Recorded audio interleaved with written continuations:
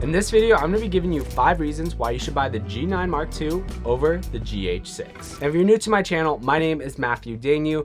I talk a lot about Lumix cameras like the GH6, the G9 Mark II, and the S5 2X. So if you're interested in that, definitely consider subscribing. So getting off into point number 1 is gonna be autofocus. Autofocus is huge with the G9 Mark II. This is the first Micro Four Third camera from Lumix with PDAF, or phase detect autofocus.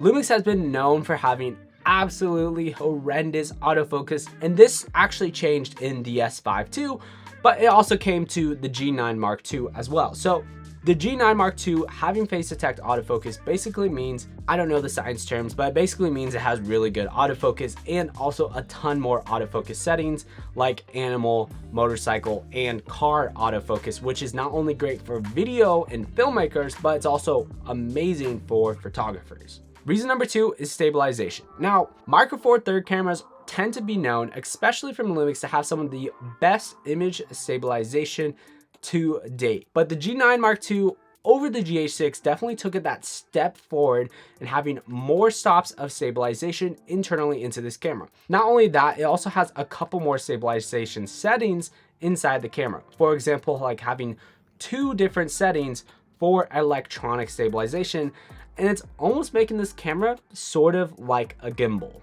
Now, reason number 3 can be a little bit of a debatable one, but I personally like it: dual SD card slots. Having a dual SD card slots kind of allows for sort of true unlimited recording. And this has a lot of advantages. For example, if you want to record onto one SD card slot and say it filled up and you're a wedding filmmaker, you have a second SD card slot. Or if you're a wedding filmmaker and you need to have security that your footage isn't going to get corrupted, you could record simultaneously on both SD cards. While you can do this on the GH6, the only downside to that is you need a CF Express Type B card and an SD card slot, or you can do it with an SSD and a SD card. But again, that's 2 different recording options: to an external SSD or to an SD card or a CF Express Type B card.